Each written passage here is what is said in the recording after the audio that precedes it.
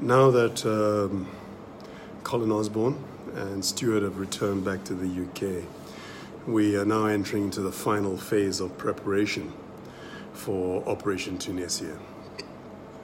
We need to thank them. Colin is a professional of which we are blessed to have had him here, as I've said before, and Stuart is unique and also professional. We are also very lucky to have had them here. The program that we have for Ghana Rugby is something that has been embraced by some and not by others. It's just the way it is. But it's a program that a number of countries who are slightly disadvantaged, although I think we're the most disadvantaged in terms of both finances and not having a history of dealing with rugby, i.e. schools levels, intermediate levels, and so on and so forth. We've had to adopt a very, very draconian approach to how we prepare for major tournaments. And we started preparing for the Silver Cup immediately after the Bronze Cup. It's been an open house, and I'm glad to see that we've had players from Accra Rugby Club like Tetega. We've had 4 or 5 of the Lions players in at the same time, Sani, Swabiru, and the rest. We've had 1 or 2 of the Cosmos players in as well, the Survivor and Kumba and the rest. Dagama and the rest have come in. A few of the Hurricanes players have come in, and quite a few of the Conquest players have come in. It's been a general open house for everybody, and I know it's very difficult because we're not at pro level, but we're trying to push people in terms of conditioning, in terms of the way they think, in terms of, Colin and I dispute this, but in terms of dealing with people's weaknesses.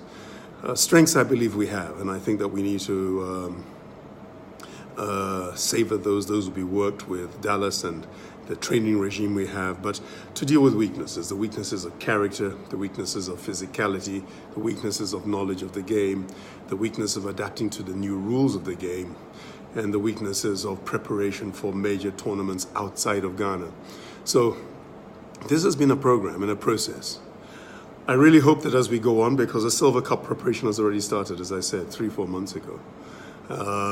And everybody has a chance, as I've mentioned with all those who've been coming through. Clubs have got to adapt, have got to change the way they're training and understand that we have a singular way in which we are approaching this biggest of objectives. Now, we have 3 weeks to go. The team has not been selected at all. Of course, we're going to look at those who've been coming regularly. Of course, we're going to look at those who've been very serious. Of course, we're going to look at those who show the greatest potential. But believe me, the team has not been chosen yet. It is now up to you guys to put in the extra bit, go the extra mile, to show us in this time, in terms of availability, in terms of attendance to training, in terms of intensity, in terms of approach, that we will now look and say, on balance, this is what we have. We have some players who've been coming for 3 to 4 months, have not missed a day unless it's through injury or through special circumstance. We have a group of players who've improved massively.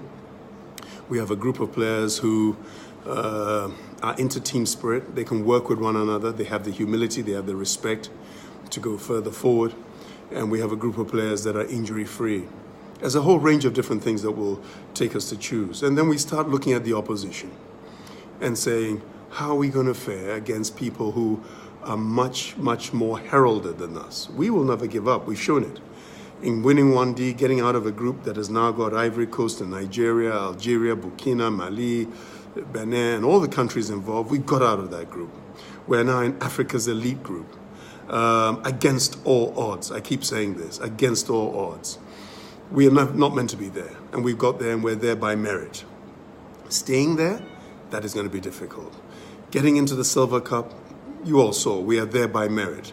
Staying there in the Silver Cup and progressing is going to be a difficult task. That's why we're looking for those dedicated, selfless, non-political human beings who really want to go over and beyond to that point. And already we're beginning to see it. We're beginning to see groups of people, groups of players, some new, some different, some who haven't played before, others with great potential who are coming and getting involved.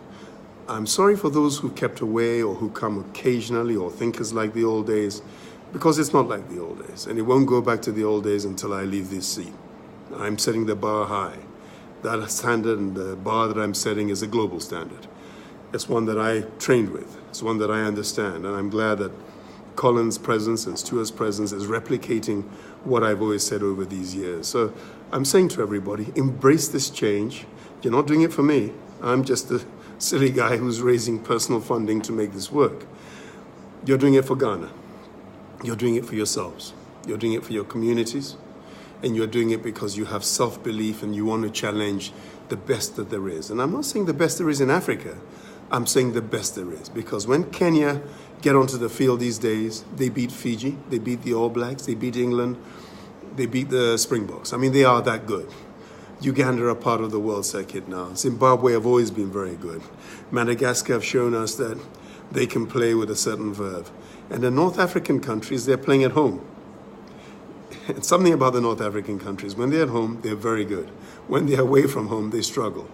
So it's going to be a titanic battle based upon an understanding of the game, based upon a work ethic, based upon a strategy for sevens, and based upon individual talent.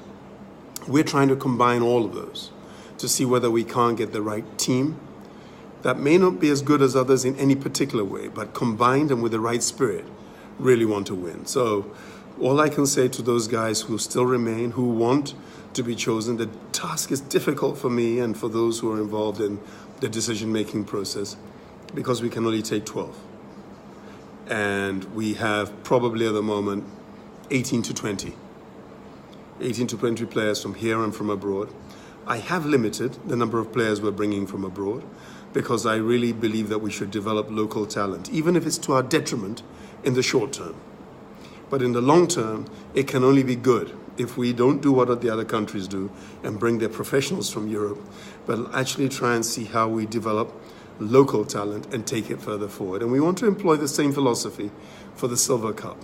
So don't give up, be strong, be tough, understand that there are players who were there 4 or 5 years ago who are no longer there today. There were players who came while I was first came to seat, who are no longer there today. We're changing depending on who is on form, who has the right mentality, who wants to be part of this all-inclusive business and to take us forward. Good luck to those who really want to fight for the place. And don't forget, I remember when we were playing in the 1D section, I think it's the 1D section, Ghana was playing against Togo. I still remember Figo, who was not in the team, being the biggest cheerleader. And that image will resound with me forever. I wish he joined in training because I think he has great potential, and he had certainly got the nationalistic approach to himself, which I think is absolutely fantastic. Good luck, guys.